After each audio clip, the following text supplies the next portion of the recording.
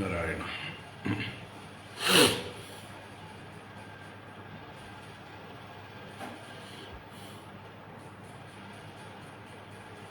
ഹരി ഓം ഹരി ഓം.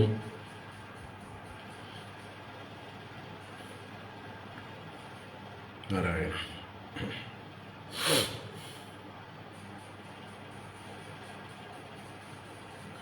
ഹരി ഓം. എല്ലാവർക്കും നമസ്കാരം, എല്ലാവർക്കും സുപ്രഭാതം, സുസ്വാഗതം. നാരായണ.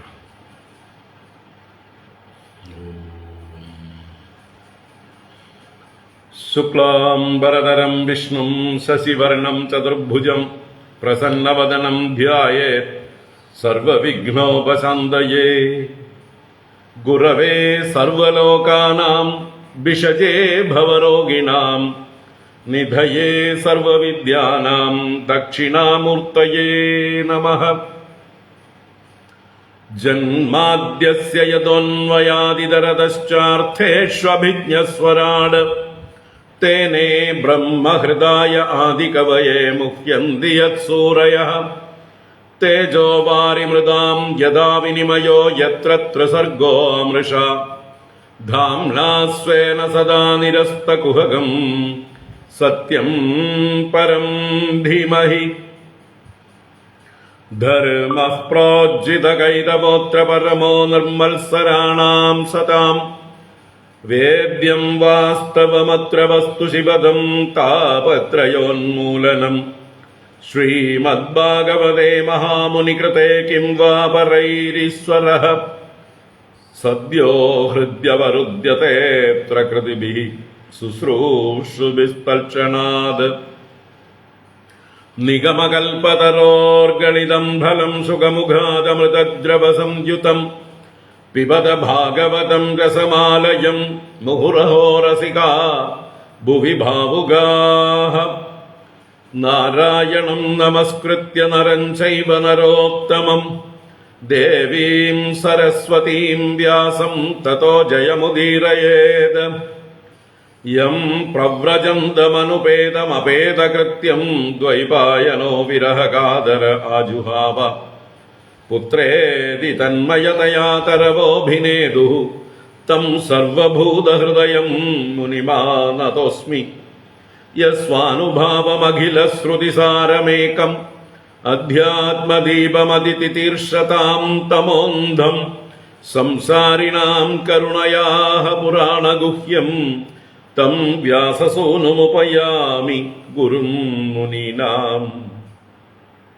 മൂകം കരോതി വാചാലം പങ്കും ലംഘയതേ ഗിരിം യത്കൃപാതമഹം വന്ദേ പരമാനന്ദമാധവം.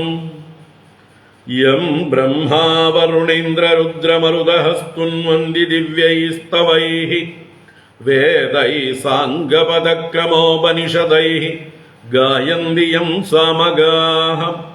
ധ്യാനാവസ്ഥിതതദ്ഗതേന മനസാ പശ്യന്തി യം യോഗിനോ യസ്യാന്തം ന വിദുഃ സുരാസുരഗണാഃ. ദേവായ തസ്മൈ നമഃ. കോമളം കൂജയൻ വേണും ശ്യാമളോയം കുമാരകഃ. വേദവേദ്യം പരം ബ്രഹ്മ ഭാസതാം പുരതോ മമ. ഭൂതൈർമഹദ്ഭിർയയിമാ പുരോ വിഭുഃ നിർമായസേതേ യദമൂഷു പൂരുഷഃ. ഭുങ്ക്തേ ഗുണാൻ ഷോഡശ ഷോഡശാത്മകഃ. സോലങ്കൃഷീഷ്ട ഭഗവാൻ വജാംസി മേ. സച്ചിദാനന്ദരൂപായ വിശ്വോത്പത്യാദിഹേതവേ താപത്രയ വിനാശായ ശ്രീകൃഷ്ണായ വയം നുമഃ. കൃഷ്ണായ വാസുദേവായ ഹരയേ പരമാത്മനെ പ്രണതക്ലേശനാശായ ഗോവിന്ദായ നമോ നമഃ. കൃഷ്ണായ വാസുദേവായ ദേവകീനന്ദനായ ച നന്ദഗോപകുമാരായ ഗോവിന്ദായ നമോ നമഃ. നമഃ പങ്കജനാഭായ നമഃ പങ്കജമാലിനേ നമഃ പങ്കജനേത്രായ നമസ്തേ പങ്കജാംഗ്രയേ.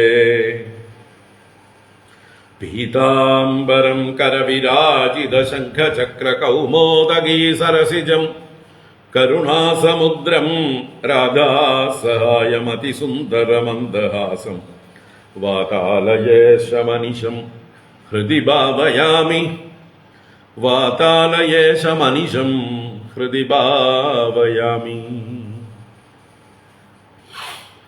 ഓം നമോ ഭഗവതേ വാസുദേവായ. ഓം നമോ നാരായണായ. ശ്രീ ഗുരുവായൂരപ്പ ശരണം. ഓം നമഃ പരമഋഷിഭ്യോ നമഃ. പരമഋഷിഭ്യഃ ശ്രീ ഗുരുഭ്യോ നമഃ. ഹരി ഓം. ഹരി ഓം. എല്ലാവർക്കും നമസ്കാരം. എല്ലാവർക്കും സുപ്രഭാതം, ശുഭദിനം, സുസ്വാഗതം. ശ്രീമദ് ഭാഗവത ജ്ഞാനഗംഗാ പ്രവാഹത്തിലേക്ക് ഏവർക്കും സുസ്വാഗതം. ശ്രീകൃഷ്ണ ലീലാമൃതം തുടരുന്നു. ദശമസ്കന്ധത്തിലെ 8-ാം അധ്യായമാണ് നമ്മൾ കണ്ടുകൊണ്ടിരിക്കുന്നത്. അതിൽ ഇന്നലെ 2 ക്ലാസ്സുകളിലായി ഭഗവാന്റെ നാമകരണം 20 ശ്ലോകങ്ങളിൽ വർണ്ണിച്ചിരിക്കുന്നത് കണ്ടു. ഇനി നമ്മൾ കാണാനിരിക്കുന്ന ഇതേ 8-ാം അധ്യായത്തിൽ ഭഗവാന്റെ ബാലലീലകൾ ആരംഭിക്കുകയാണ്. ആദ്യം ഭഗവാന്റെ മുട്ടുകുത്തി നടക്കുന്ന കാലത്ത് ചെയ്ത ലീലകൾ, അതൊരു 4 ശ്ലോകങ്ങളെ കൊണ്ട് വർണ്ണിച്ചിരിക്കുന്നു. അതിനുശേഷം പിന്നെ ഭഗവാൻ ഗോകുലത്തിൽ മുഴുവൻ ഓടി നടന്ന് എന്തൊക്കെ കുസൃതികൾ കാണിച്ചു, അതാണ് പിന്നീട് വർണ്ണിക്കുന്നത്. അങ്ങനെയുള്ള കുസൃതികളുടെ കൂട്ടത്തിൽ അവസാനമായിട്ട് ഈ അധ്യായത്തിൽ തന്നെ മണ്ണ് തിന്നു എന്നുള്ള ആ ഒരു കുറ്റം കൃഷ്ണന്റെ മേലെ ചാർത്തി അമ്പ മകനെ ശിക്ഷിക്കാനെന്ന ഭാവേന സത്യം തെളിയിക്കാൻ വായ പൊളിപ്പിച്ചപ്പോൾ ആ വായിൽ വിശ്വം മുഴുവൻ കണ്ട് പരിഭ്രമിക്കുന്ന യശോദയുടെ ആ ഒരു അവസ്ഥ അത് വർണ്ണിച്ചുകൊണ്ടാണ് ഈ അധ്യായം പൂർണ്ണമാകുന്നത്. അപ്പം ഇനി അങ്ങോട്ട് ഭഗവാന്റെ ലീലകൾ തന്നെയാണ്.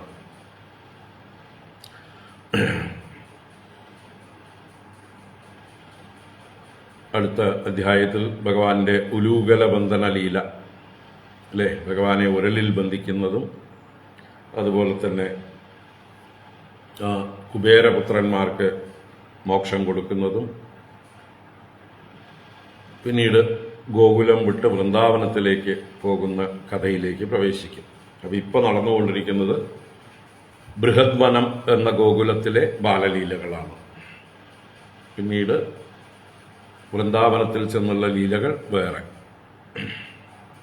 എന്തായാലും നമുക്ക് ആ ലീലകളിലേക്ക് പ്രവേശിക്കുന്നതിന് മുമ്പ് അധ്യായം മുഴുവനായിട്ട് വായിക്കാം.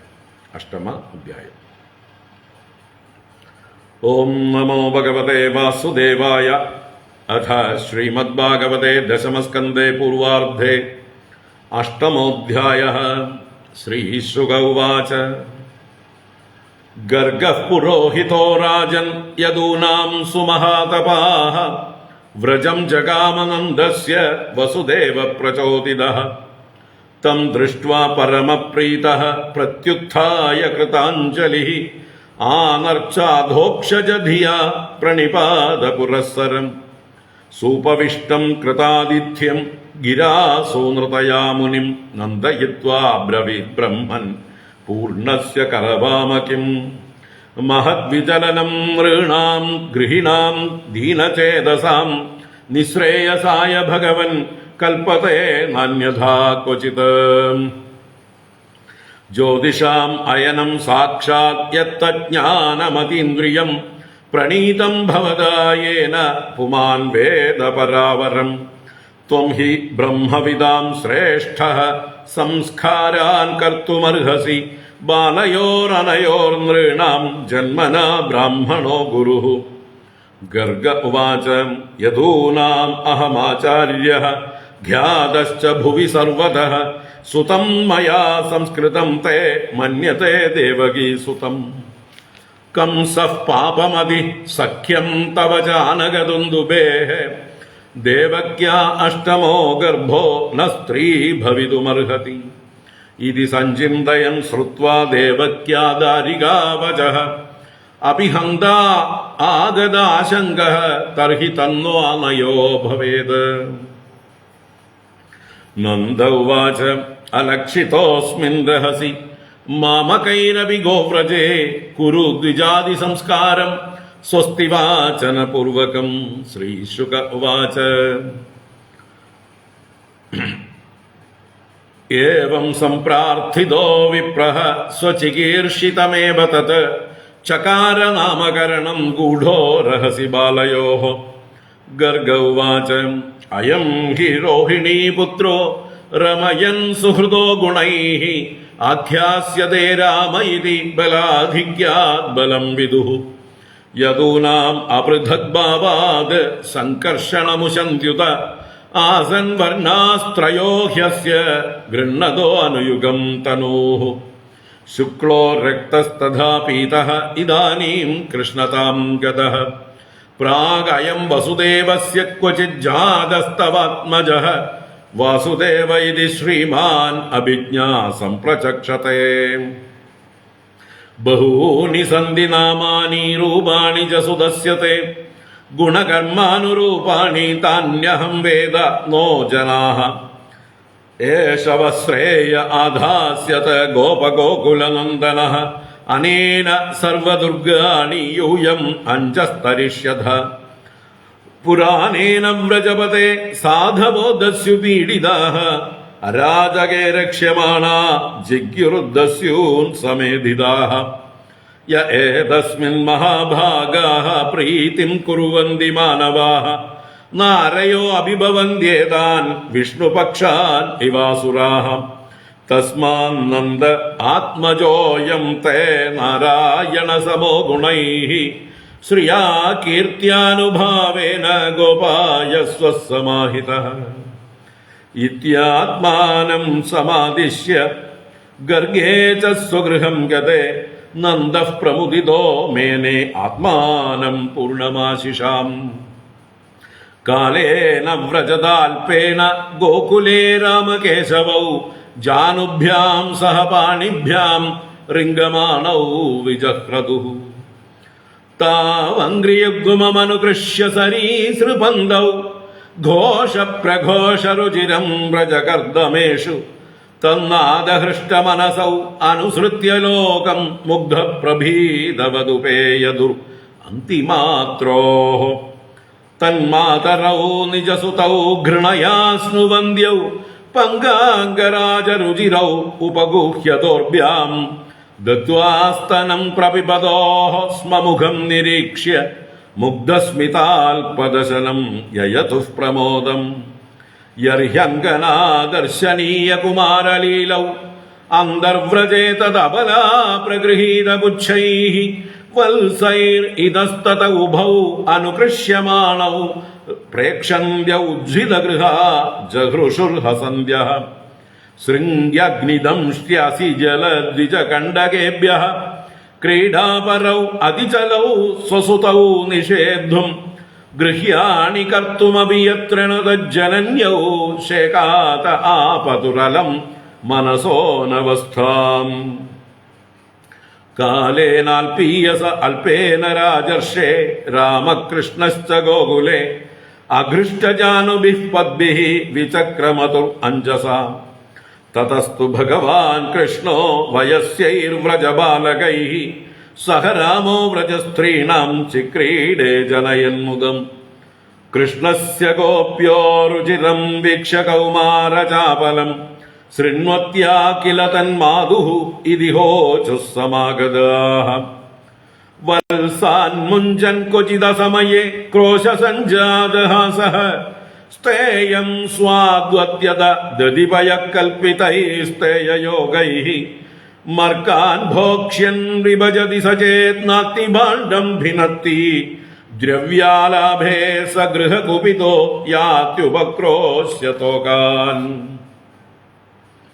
ഹസ്താഗ്രാഹ്യേ രചയതി വിധിം പീഡഗോലോകലാദ്യൈഃ ഛിദ്രം ഹ്യന്തർനിഹിതവയുനഃ ശിക്യഭാണ്ഡേഷു തദ്വിദ് ദ്വാന്താകാരേ ധൃതമണിഗണം സ്വംഗമർത്ഥപ്രദീപം കാലേ ഗോപ്യോ യർഹി ഗൃഹകൃത്യേഷു സുവ്യഗ്രചിത്താഃ ഏവം ദാർഷ്ട്യാന്യുഷതി കുരുതേ മേഘനാദീനി വാസ്തൗ ശ്രേയോ വായൈർവിരചിതകൃതി സുപ്രദീപോ യദാസ്തേ ഇത്തം സ്ത്രീഭിः സഭയനയന ശ്രീമുഖാലോകിനീഭിः വ്യാഖ്യാതാർത്താ പ്രഹസിതൗഗീ അഹ്യുപാലബ്ധുമൈച്ഛത്.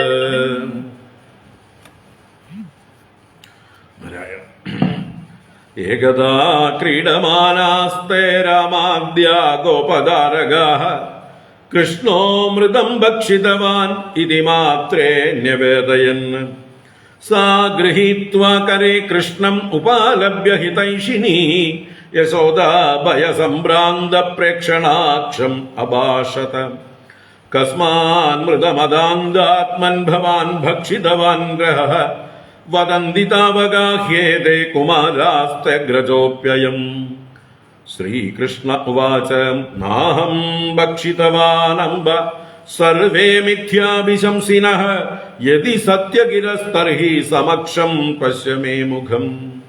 യദ്യേവം തർഹി വ്യാദേഹീത്യുക്തഃ സ ഭഗവാൻ ഹരിഃ വ്യാദത്താവ്യാഹതൈശ്വര്യഃ ക്രീഡാമനുജബാലകഃ. സാ തത്ര ദദൃശേ വിശ്വം ജഗൽസ്താസ്നു ചഖം ദിശഃ സാദ്രിദ്ദീപാബ്ദിഭൂഗോളം സവായുഅഗ്നീന്ദുതാരകം ജ്യോതിശ്ചക്രം ജലം തേജോ നഭസ്വാൻവിയദേവ ച വൈകാരികാണീന്ദ്രിയാണി മനോമാത്രാ ഗുണാസ്ത്രയഃ. ഏതദ്വിചിത്രം സഹജീവകാലസ്വഭാവകർമാശയലിംഗഭേദം സൂനോസ്തനൗ വീക്ഷ്യ വിദാരിദാസ്യേ വ്രജം സഹാത്മാനമവാപശങ്കാം. കിം സ്വപ്നയേതത് ഉത ദേവമായ കിം വാ മദീയോ ബദ ബുദ്ധിമോഹഃ അധോ അമുഷ്യൈവ മമാർഭഗസ്യ യഃ കശ്ചന ഉൽപത്തിക ആത്മയോഗഃ. അധോ യദാ വന്ന വിതർക്കഗോചരം ചേതോ മനഃകർമ്മ വചോഭിരഞ്ജസാ യദാശ്രയം യേന യതഃ പ്രതീയത്തെ സുദുർവിഭാവ്യം പ്രണതാസ്മി തത്പദം. അഹം മമാസൗ പതിരേഷ മേ സുതോ വ്രജേശ്വരസ്യാഖില വിത്തപാസതി ഗോപ്യശ്ച ഗോപാസഃ ഗോധനാശ്ച മേ യന്മായയേത്തം കുമതിഃ സമേ ഗതിഃ. ഇത്തം വിദിതതത്വായാം ഗോപികായാം സ ഈശ്വരഃ വൈഷ്ണവീം വ്യതനോന്മായാം പുത്രസ്നേഹമയീം വിഭുഃ. സദ്യോ നഷ്ടസ്മൃതിർഗോപി സാരോപ്യാരോഹമാത്മജം പ്രവൃദ്ധസ്നേഹകലിലഹൃദയാസീത് യഥാ പുരാ.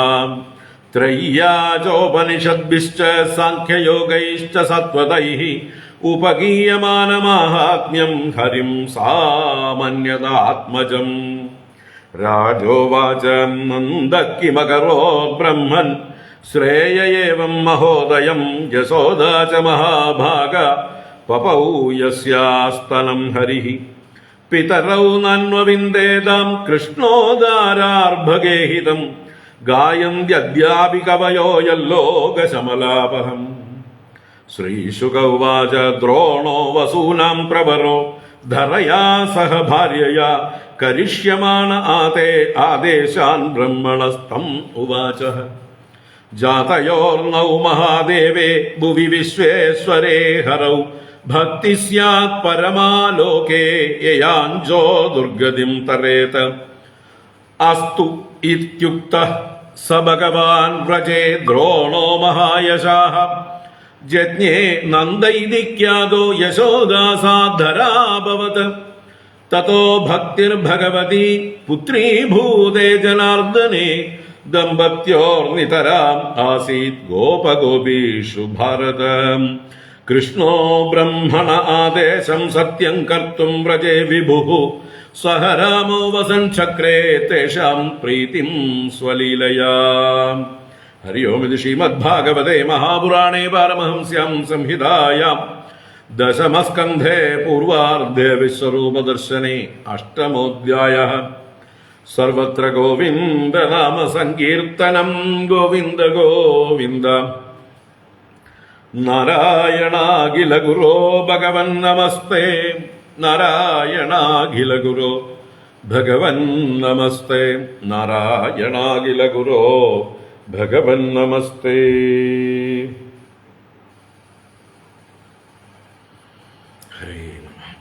ഹരി ഓം. എല്ലാവർക്കും ഒരിക്കൽ കൂടെ നമസ്കാരം.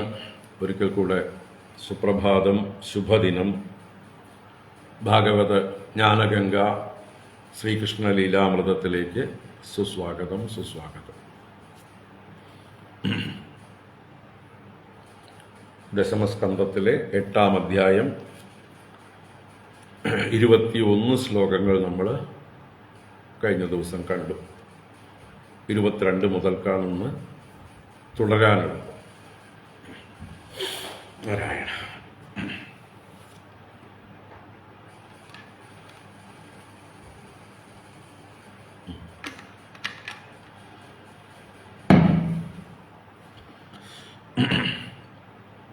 അപ്പോൾ വസുദേവ പ്രേരണയാൽ ഗർഗമഹർഷി ഗോകുലത്തിലേക്ക് വന്നതും നന്ദഗോപർ വളരെ സന്തോഷത്തോടെ അദ്ദേഹത്തെ ബഹുമാനിച്ച് പൂജിച്ച് ഇരുത്തിയതിനു ശേഷം വസുദേവപുത്രനായ ഉണ്ണിക്കും തൻ്റെ ഉണ്ണിക്കും നാമകരണം അങ്ങയുടെ തിരുനാമം കൊണ്ട് വേണം എന്ന് ആവശ്യപ്പെടുന്ന രംഗങ്ങളൊക്കെ കണ്ടു. അതിന് അദ്ദേഹം പറഞ്ഞു, ഞാൻ യാദവന്മാരുടെ മുഴുവൻ ആചാര്യനാണ്, ഞാനാണ് നിന്റെ കുട്ടിക്ക് പേരിട്ടത് എന്നറിഞ്ഞാൽ മറ്റുള്ളവരൊക്കെ അത് അറിഞ്ഞ് തെറ്റിദ്ധരിക്കും. വസുദേവരുടെ കുട്ടി നിന്റെ അടുത്തുണ്ട് എന്നുള്ളത് കംസൻ അറിയും, അല്ലെങ്കിൽ അദ്ദേഹം ധരിക്കും. നിങ്ങൾ തമ്മിലുള്ള ബന്ധമൊക്കെ അദ്ദേഹത്തിന് അറിയാലോ. പിന്നെ ആ അശരീരിയൊക്കെ ഉണ്ട്, അതുപോലെ യോഗമായാദേവിയുടെ വാക്കുകളുണ്ട്. ഇതെല്ലാം കംസനെ കൺഫ്യൂസ് ആക്കിയിട്ട് കുഴച്ച് സംശയാലുവാണ് അദ്ദേഹം. അപ്പം അദ്ദേഹം എന്താ പറയുക, സത്യാന്വേഷണം ചെയ്തുകൊണ്ടിരിക്കുകയാണ്. അദ്ദേഹത്തിന് പിടികിട്ടും.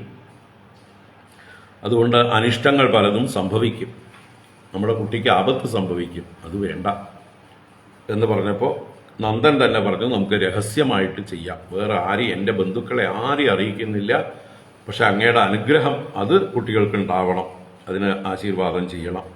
അപ്പോൾ സ്വസ്തിവാചനപൂർവകം ദ്വിജാതി സംസ്കാരം കുരു. അങ്ങനെ ശ്രീ ഗർഗമഹർഷി അദ്ദേഹത്തിൻ്റെ ഇച്ഛയും അതുതന്നെയായിരുന്നു. അപ്രകാരം തന്നെ ഭഗവാനും ബലരാമസ്വാമിക്കും നാമകരണം ചെയ്തതിനെ വിശദീകരിച്ചു.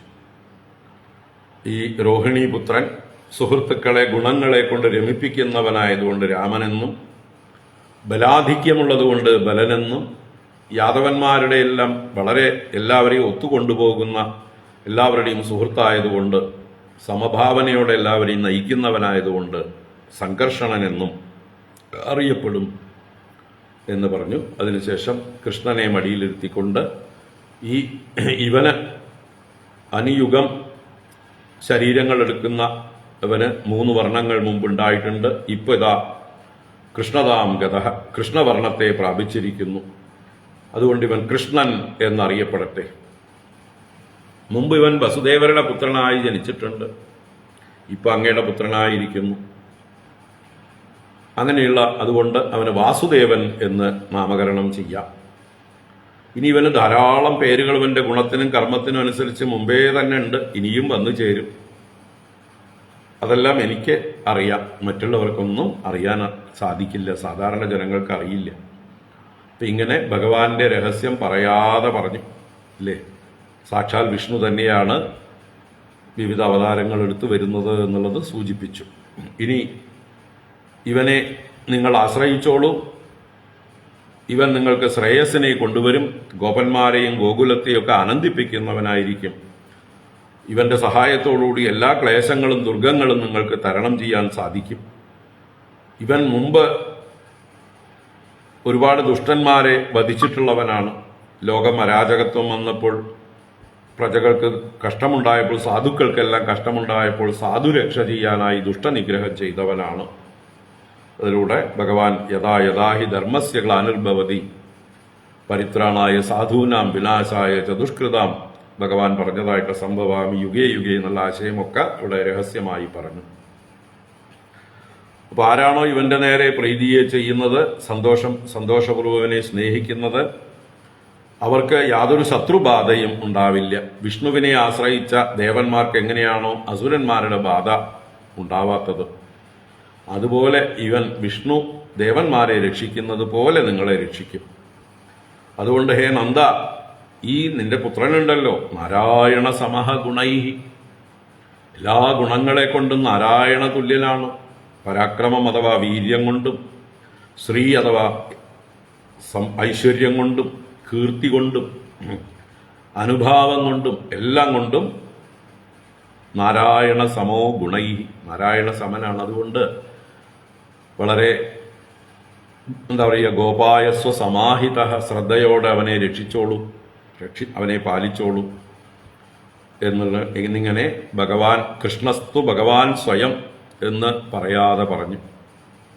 ഈ അങ്ങയുടെ പുത്രനായി വന്നിരിക്കുന്നത് സാക്ഷാൽ ഭഗവാൻ തന്നെയാണ്, നാരായണൻ തന്നെയാണെന്ന് പറയാതെ പറഞ്ഞു. നാരായണ സമോ ഗുണൈഹി എന്ന് പറഞ്ഞുകൊണ്ട് ഇങ്ങനെ ആ ഗർഗൻ ഭഗവാനെ കുറിച്ച് പറഞ്ഞ് സ്വഗൃഹം ഗതേ നന്ദ പ്രമുദിത, നന്ദൻ അത്യന്തം സന്തുഷ്ടനായി ആത്മാനം പൂർണ്ണം ആശിഷാം പൂർണ്ണം മേനെ, തന്നെക്കുറിച്ച് ഇനിയിപ്പോൾ താൻ എന്താണ് തനിക്കിനി സാധിക്കാനുള്ളത്, എല്ലാ ആഗ്രഹങ്ങളും സാധിച്ചവനാണ്, തൃപ്തനാണ്, ധന്യനാണ് എന്ന് സ്വയം നിർവൃതി അടഞ്ഞു നന്ദഗോപര്.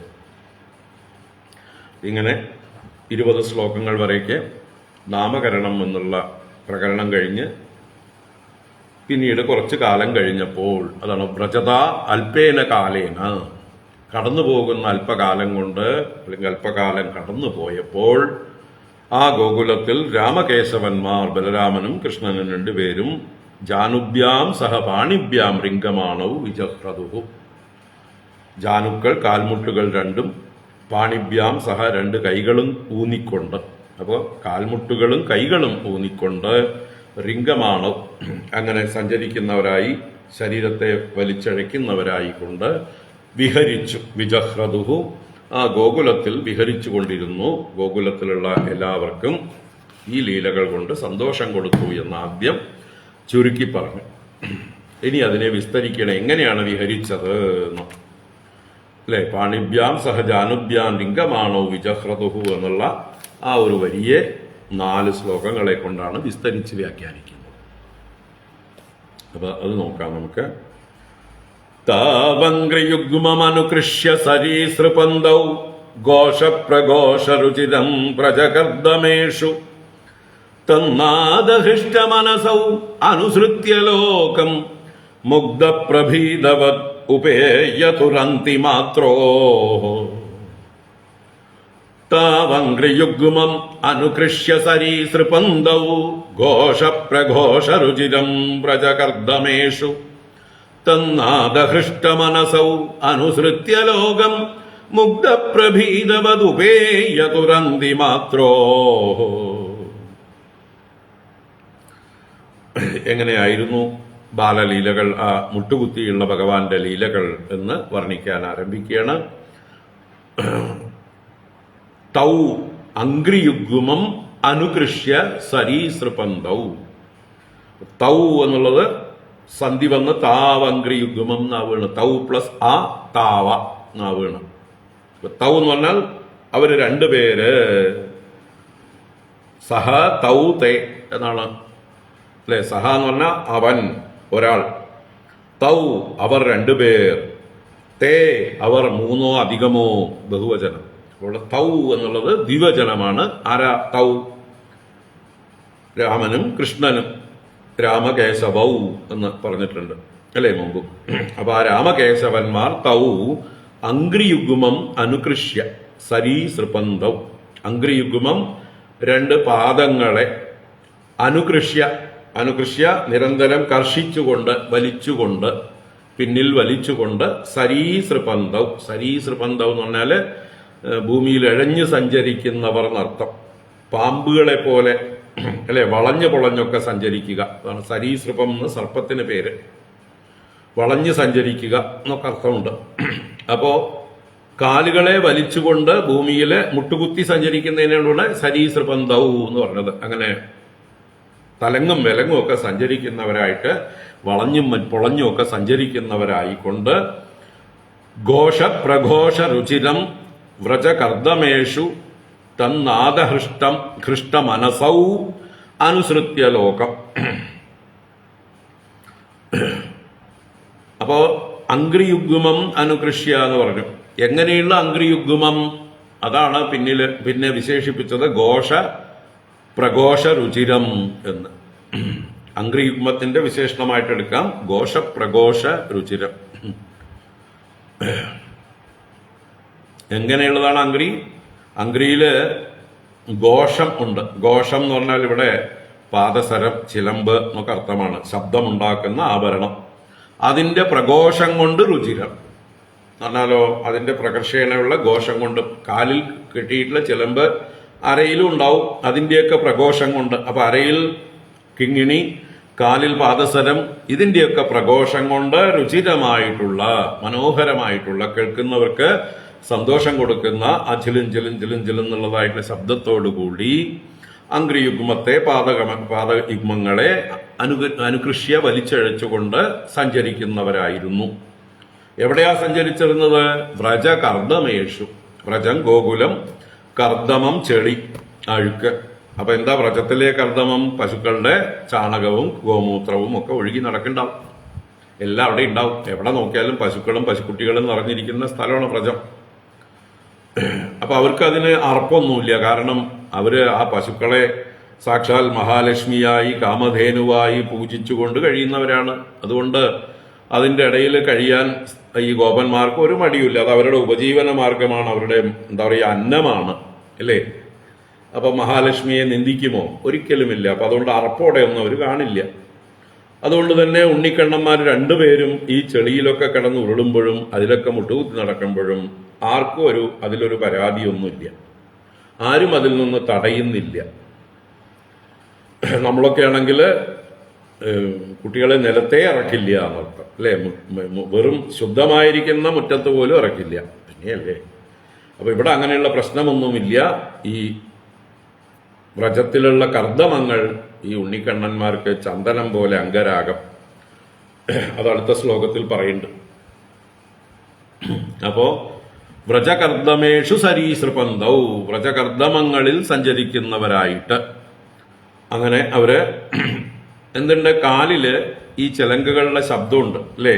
അതിനെയാണ് അടുത്ത് പറയുന്നത് തന്നാദഹൃഷ്ടമനസൗ അനുസൃത്യ ലോകം മുഗ്ധ പ്രഭീതവത് ഉപേയതു അന്തി മാത്രോ. തന്നാദഹൃഷ്ട മനസൗ. തന്നാദം എന്ന് പറഞ്ഞാല് മുൻപ് പറഞ്ഞ ഘോഷ പ്രഘോഷ രുചിരം എന്ന് പറഞ്ഞില്ലേ, അതിന്റെ നാദം തന്നെ. അപ്പൊ ചിലങ്കയുടെ നാദം, കാലിൽ കെട്ടിയിട്ടുള്ള ചിലങ്കയുടെ നാദം കൊണ്ട് ഹൃഷ്ടമനസൗ. ഹൃഷ്ടമനസൗ ഹർഷിച്ച സന്തോഷത്തോടു കൂടിയ മനസ്സോടു കൂടിയിട്ട്. അപ്പൊ പിന്നില് ഇവരിങ്ങനെ സഞ്ചരിക്കുമ്പോൾ കാല് വലിച്ചു വലിച്ചു വലിച്ച് സഞ്ചരിക്കുമ്പോൾ അതിനനുസരിച്ച് ചിലും ചിലെന്നുള്ള ശബ്ദമാണ്. പക്ഷേ ഇതെന്താ മറ്റേ പട്ടാളക്കാരുടെ സെറിമോണിയൽ പരേഡ്, മാർച്ച് പാസ്റ്റിലൊക്കെ ബാൻഡ് വാദ്യങ്ങൾ മുഴക്കും പോലെ ഒരു എന്താ പറയുക, ഇവർക്കൊരു സപ്പോർട്ടായിട്ട് പിന്നാലെ ആരോ വാദ്യം മുഴക്കുന്നത് പോലെയൊക്കെ തോന്നും. ഹൈ, ഞങ്ങളുടെ രാജകീയ ഘോഷയാത്രയ്ക്ക് ആരാണാവോ ബാൻഡ് വായിച്ചുകൊണ്ട് അകമ്പടി എന്ന് തോന്നിപ്പോകും. അതാണ് ഇവിടെ തന്നാദഹൃഷ്ട മനസൗ. അതിന്റെ നാദം കൊണ്ട് ഹൃഷ്ടമനസന്മാരായ രണ്ടുപേരും ലോകം അനുസൃത്യ. ഇവിടെ ലോകം അനുസൃത്യ, ലോകത്തെ അനുസരിച്ച് എന്ന് പറയണം. മുഗ്ധവത് പ്രഭീതവത്, രണ്ട് പ്രയോഗമുണ്ട്, അത് ഒന്നിച്ച് പറഞ്ഞു. മുഗ്ധ പ്രഭീതവത്. ചിലപ്പോൾ മുഗ്ധരായിട്ടും, മുഗ്ധരാവുക എന്ന് പറഞ്ഞാൽ മോഹിതരായവരെ പോലെ. ലോകം അനുസൃത്യ മുഗ്ധവത്. ഈ ലോകത്തിലുള്ള ആളുകളൊക്കെ മുഗ്ധരാണ്, നമ്മളൊക്കെ മുഗ്ധരാണ്. മുഗ്ധരെന്നാൽ മോഹിതരാണ്. എന്തില്? അജ്ഞാനത്താൽ മോഹിതരാണ്. അതുകൊണ്ടാണ് നമ്മൾ ഈ ലോകത്തിന്റെ പുറം ഭാഗത്ത് സുഖം അന്വേഷിച്ചുകൊണ്ട് നടക്കുന്നത്. ഈ ലോകത്തിൽ ഒരു വസ്തുവിലും സുഖം എന്നുള്ളത് അതിന്റെ സ്വഭാവമായിട്ടില്ല. ഒരു വസ്തുവിനും ഗ്യാരണ്ടി ചെയ്യാൻ പറ്റില്ല സുഖം. എന്നിട്ടും നമ്മൾ അതിന്റെയൊക്കെ പുറകെ പോകണം. ഈ വസ്തുവിൽ സുഖമുണ്ട്, ആ വസ്തുവിൽ സുഖമുണ്ട്, അയാൾക്ക് എനിക്ക് സുഖം തരാൻ പറ്റും, മറ്റേ ആൾക്ക് എനിക്ക് സുഖം തരാൻ പറ്റും, ഈ ദേശത്തിന് എനിക്ക് സുഖം തരാൻ പറ്റും, ആ കാലത്തിന് എനിക്ക് സുഖം തരാൻ പറ്റും എന്ന് നമ്മളിങ്ങനെ ദേശവും കാലവും വസ്തുക്കളും വ്യക്തികളും ആശ്രയിച്ചുകൊണ്ട് ഓടുകയാണ്. പക്ഷെ എവിടെ പോയാലും എന്താ പറയുക, പെൺകഴുതയുടെ ചവിട്ട് ആൺകഴുതയ്ക്ക് മുഖത്ത് കിട്ടും പോലെ ഇടയ്ക്കിടയ്ക്ക് കിട്ടുന്നുണ്ട്, എന്നിട്ടും പഠിക്കുന്നില്ല. അപ്പൊ അതാണ് മുഗ്ധവത്. നമ്മളൊക്കെ മുഗ്ധരാണ്. ഈ വിഷയങ്ങളുടെ പുറകെ മോഹിച്ചുകൊണ്ട് പോകുന്നു. അതിലൊക്കെ സുഖമുണ്ട് എന്ന് കരുതി. വാസ്തവത്തിൽ സുഖത്തിന്റെ ഉറവിടം എവിടെയാണ്? അവനവന്റെ ഉള്ളിലാണ്. അവനവന്റെ ആത്മസ്വരൂപമാണ് സുഖം. അതിലേക്ക് തിരിഞ്ഞ് അതിലങ്ങോട്ട് ഇരിക്കുക. സ്വരൂപത്തിൽ നിഷ്ഠയോടുകൂടി ഇരിക്കുന്നതാണ് ഏറ്റവും സുഖം. ഒന്നിനെയും ആശ്രയിക്കാതിരിക്കുക. കാരണം എന്തിനേയും നിങ്ങൾ ആശ്രയിക്കുന്നോ അത് നശിക്കുന്നതാണ്. അതുകൊണ്ട് തന്നെ ദുഃഖം ഉണ്ടാവും. അനിത്യം അസുഖം ലോകം, അല്ലേ? അപ്പോൾ ഇത് നമുക്ക് ഉറപ്പിക്കാൻ പറ്റുന്നില്ല. അതുകൊണ്ട് നമ്മൾ എന്ത് ചെയ്യുന്നു? പിന്നെയും പിന്നെയും പിന്നെയും പുതിയ പുതിയ കാര്യങ്ങൾ അന്വേഷിച്ചുകൊണ്ട് അലയുന്നു. അതാണ് മുഗ്ധവത് എന്ന് പറഞ്ഞതിന്റെ താല്പര്യം. അപ്പോൾ ലോകം അനുസൃത്യ ലോകരെ അനുസരിച്ചുകൊണ്ട്, എന്താ ഇവിടെ ഭഗവാൻ കാണിക്കുന്നത്? മുഗ്ധവത്, ലോകത്തെ അനുസരിച്ചുകൊണ്ട്. ഭഗവാൻ ഈ കാലും വലിച്ചുകൊണ്ട് നടക്കുമ്പോൾ പുറകില് ശബ്ദം കേൾക്കുന്നുണ്ട്, കാലിൽ നിന്നുള്ളതായിട്ടുള്ള ചിലങ്ക ശബ്ദം. അത് പുറത്തു നിന്ന് ആരോ കൊട്ടുന്നതാണെന്ന് വിചാരിച്ച് തിരിഞ്ഞു നോക്കണം. ആരാ പുറകില്? കാണാതാവുമ്പോൾ പിന്നെയും മുന്നോട്ട് പോകും, അപ്പോഴും ഉണ്ട് പുറകിൽ ശബ്ദം. അങ്ങനെ ഓരോ പ്രാവശ്യം മുന്നോട്ട് പോകുമ്പോഴും ശബ്ദം കേൾക്കണം. നിൽക്കുമ്പോൾ ശബ്ദവുമില്ല. തിരിഞ്ഞു നോക്കുമ്പോൾ നിൽക്കുകയാണല്ലോ.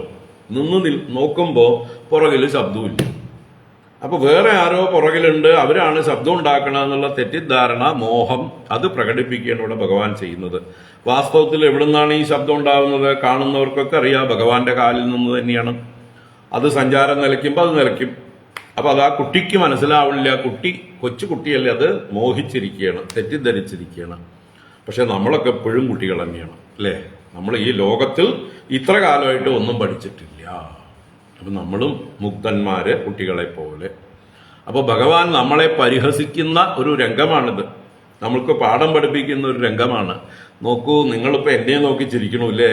ഞാൻ പുറകിലേക്ക് തിരിഞ്ഞു നോക്കിയിട്ട് ശബ്ദം കാണാതാവുമ്പോ അതിശയിച്ചത് ആരാ ശബ്ദം ഉണ്ടാക്കിയത് എന്ന് പറഞ്ഞ് അറിയാതെ ഞാൻ പിന്നെയും മുന്നോട്ട് പോകുന്നു. അപ്പോഴും ശബ്ദം കേൾക്കണു, അപ്പോഴും തിരിഞ്ഞു നോക്കണു. എന്നിൽ നിന്ന് തന്നെയാണ് ശബ്ദം വരുന്നത് എന്ന് അറിയാത്ത ഒരു മൂഢനെ പോലെ ഞാൻ കാണപ്പെടുന്നു നിങ്ങൾക്ക്. നല്ല രസം. വാസ്തവത്തിൽ നിങ്ങളാണ് എന്നേക്കാൾ വലിയ മൂഢന്മാർ. ഞാനെങ്കിലും കൊച്ചുകുട്ടിയല്ലേ, നിങ്ങളൊക്കെ എത്രയൊക്കെ ആയിട്ട് എന്താ പഠിച്ചത് ഇത്രയും കാലം എന്ന് ഭഗവാൻ നമ്മളെ എന്താ പറയുക, പരിഹസിക്കും പോലെ. മുഗ്ധവത്. അതുപോലെ പ്രഭീതവത് എന്ന് പറയുന്നുണ്ട്. അവിടെ എന്താ വെച്ചാൽ കുറെ ദൂരം ഇങ്ങനെ മുന്നോട്ട് പോകും. അപ്പോൾ ലോകം അനുസൃത്യ എന്ന് പറഞ്ഞാൽ അതിന് മറ്റൊരർത്ഥം കൊടുക്കാം. ആളുകളൊക്കെ കാണാൻ വന്നിട്ടുണ്ട്, എല്ലാവരും കാണാൻ വന്നിട്ടുണ്ട്. അവര് ഓരോരുത്തരും കൃഷ്ണനെ വിളിക്കും, അല്ലെങ്കിൽ അവര് മുമ്പേ പോകുമ്പോൾ അവരുടെ പുറകെ പോകും. അങ്ങനെ അവരെ അനുസരിച്ച് അവരുടെ പുറകെ പോകും. കുറച്ച് കഴിയുമ്പോൾ തിരിഞ്ഞു നോക്കുമ്പോൾ അമ്മമാര് ദൂരെയാണ് എന്ന് കാണുമ്പോൾ പേടിയാവും. അയ്യോ, അമ്മമാരിൽ നിന്ന് ഒരുപാട് അകലത്തേക്ക് വന്നു എന്ന് കണ്ടിട്ട് പ്രഭീതവത്, ഭയപ്പെട്ടുകൊണ്ട് എന്ത് ചെയ്യുന്നു? ഓടി വരുന്നു. ഉപേയതുഹു അന്തി മാത്രോഹോ. അന്തി. മാത്രോഹോ എന്ന് പറഞ്ഞാല് ദ്വിവചന ശബ്ദമാണ്. രണ്ടമ്മമാരുടെയും അരികിലേക്ക്. മാത്രോഹോ അന്തി. യശോദാരോഹിണി, രണ്ടുപേരുടെയും. യശോദാരോഹിണ്യോഹോ അല്ലെങ്കിൽ യശോദാരോഹിണിഭ്യാം അന്തി, അവരുടെ രണ്ടുപേരുടെയും സമീപത്തേക്ക്. അന്തി എന്ന് പറഞ്ഞാൽ സമീപത്തേക്ക്. ഉപേയതുഹു, ഉപഈയതുഹു, ഓടിച്ചെല്ലുന്നു, സമീപിക്കുന്നു എന്നർത്ഥം. അപ്പോ അമ്മമാര് ദൂരെയായി എന്ന് തോന്നുമ്പോ പ്രഭീതവത് മാത്രോഹോ അന്തി ഉപേയതു. അമ്മയുടെ രണ്ടുപേരും അവരവരുടെ അമ്മമാരുടെ നേരെ ഓടിച്ചെല്ലും. ഭഗവാൻ കൃഷ്ണൻ യശോദയുടെ നേർക്കും ബലരാമസ്വാമി തന്റെ അമ്മയായ രോഹിണിയുടെ നേർക്കും ഓടിച്ചെന്ന് മടിയിലേക്ക് കയറും. അതാണ് അടുത്ത അധ്യായത്തിൽ, അടുത്ത ശ്ലോകത്തിൽ ഇതിന്റെ തുടർച്ചയാണ്. അങ്ങനെ ഓടിക്കേറുമ്പോ അമ്മമാർക്ക് ഒരു മടിയുമില്ല, കുട്ടികളെ തടയുന്നില്ല. അവര് നമ്മളെ പോലെയല്ല. അയ്യേ ചെളിയിന്ന് വന്ന് കയറുക, ഞങ്ങളുടെ പട്ടുവസ്ത്രമൊക്കെ കേടുവരണു എന്നൊന്നും പറയുന്നില്ല. അവർ വളരെ വാത്സല്യത്തോടെ ചുരക്കുന്ന മുലയോടുകൂടിയിട്ട് ആ കുട്ടികളെ എടുത്ത് മടിയിൽ വെച്ച് ആലിംഗനബദ്ധരായി പിന്നീട് സ്തന്യം കൊടുക്കുന്നു. തന്മാതരൗ നിജസുതൗ ഗൃണയാ സ്നുവന്ധ്യൗ പങ്കാംഗരാഗരുചിരൗ ഉപഗുഹ്യദോർഭ്യാം ദത്വാ സ്തനം പ്രപിപദോസ്മ മുഖം നിരീക്ഷ്യ മുഗ്ധസ്മിതാൽപദശനം യയതുഃ പ്രമോദം. തന്മാതരൗ നിജസുതൗ ഗൃണയാ സ്നുവന്ധ്യൗ പങ്കാംഗരാഗരുചിരൗ ഉപഗുഹ്യദോർഭ്യാം ദത്വാ സ്തനം പ്രപിപദോസ്മ മുഖം നിരീക്ഷ്യ മുഗ്ധസ്മിതാൽപദശനം യയതുഃ പ്രമോദം. അപ്പോൾ ഈ രണ്ടുണ്ണികളും പേടിച്ച അമ്മമാരുടെ അടുത്തേക്ക് ഓടി വന്ന് മടിയിലേക്ക് കയറുമ്പോൾ തന്മാതരൗ, അവരവരുടെ അമ്മമാര്, ആ യശോദ രോഹിണിമാർ രണ്ടുപേരും, നിജസുതൗ, അവരുടെ പുത്രന്മാരെ രണ്ടുപേരെയും, ഗൃണയാ സ്നുവന്ധ്യൗ, ഗൃണയാ എന്ന് പറഞ്ഞാൽ ഗൃണ എന്നൊക്കെ പറഞ്ഞാൽ കാരുണ്യം, ദയ എന്നൊക്കെ അർത്ഥമാണ്.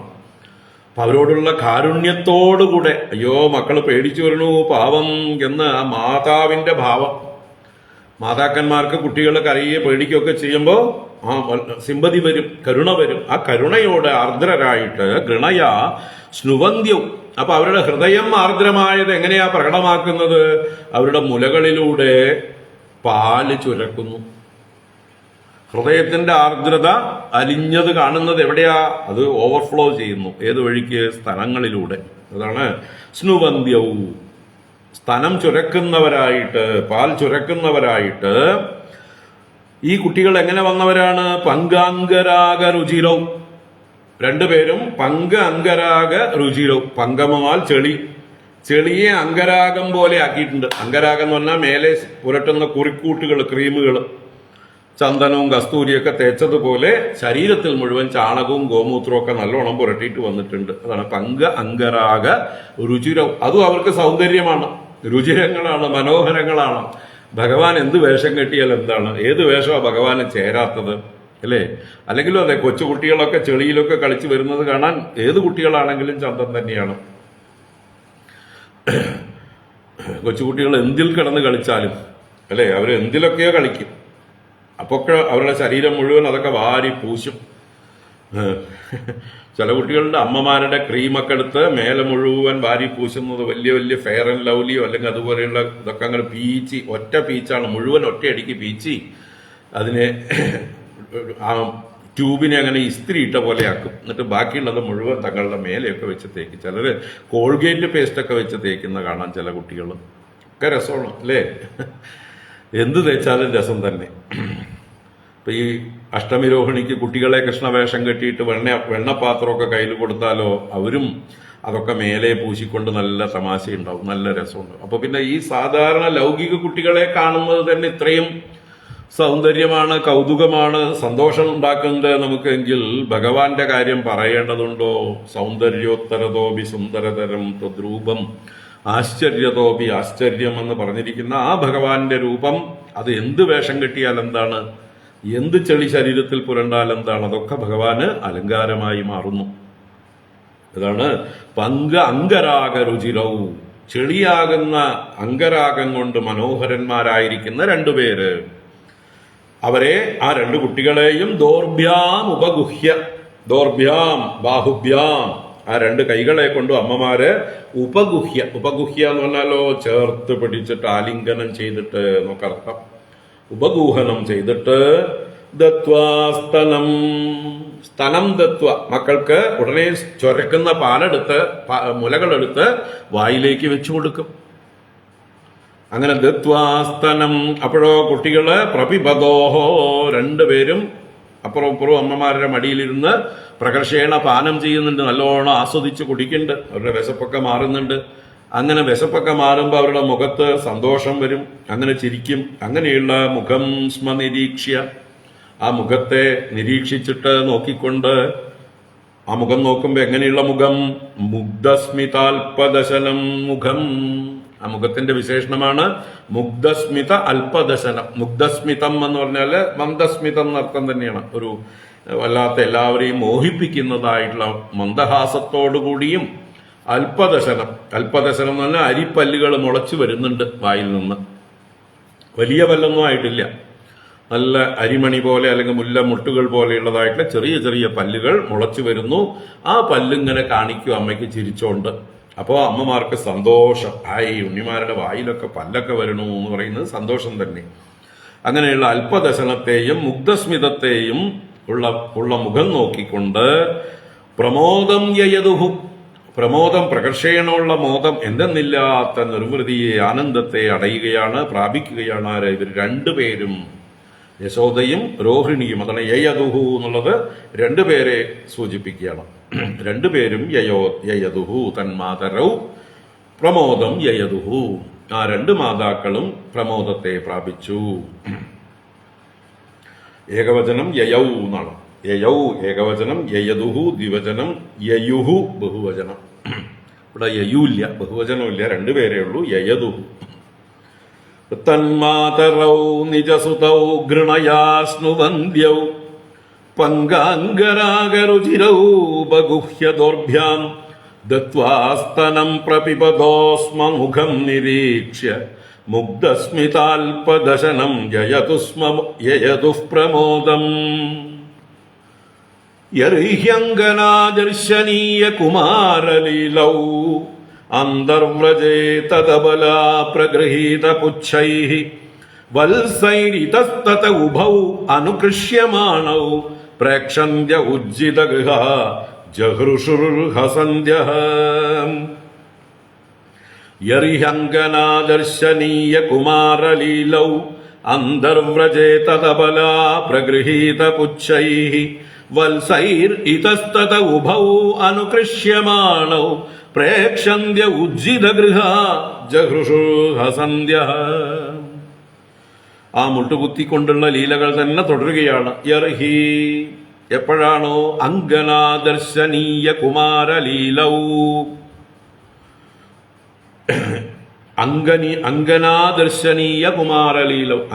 അങ്കനാദർശനീയ എന്ന് പറഞ്ഞാൽ അവിടെയുള്ള സ്ത്രീകളൊക്കെ വന്ന് കൂടി കാണുകയാണ്. എല്ലാവരും കാണേണ്ടതാണ് പറയില്ലേ, അതാണ് ദർശനീയം. അപ്പൊ എല്ലാവർക്കും കൗതുകത്തോടുകൂടി എല്ലാ അമ്മമാരും വന്നുകൂടും. ഈ അവരുടെ രാവിലത്തെ അത്യാവശ്യ പണികളൊക്കെ കഴിഞ്ഞു കഴിഞ്ഞാൽ ഗോപികമാരൊക്കെ ഈ മുട്ടുകുത്തി കളിക്കുന്ന കണ്ണന്റെയും ബലരാമന്റെയും കളികൾ കാണാനായിട്ട് വന്നു ചേരും. അങ്ങനെ കാഴ്ചക്കാർ നിറയുമ്പോഴാണ് ഭഗവാന്റെ കളികൾ കൂടുതൽ, അല്ലേ? കാണാൻ ആള് വേണ്ട, അല്ല വെറുതെ ഒറ്റ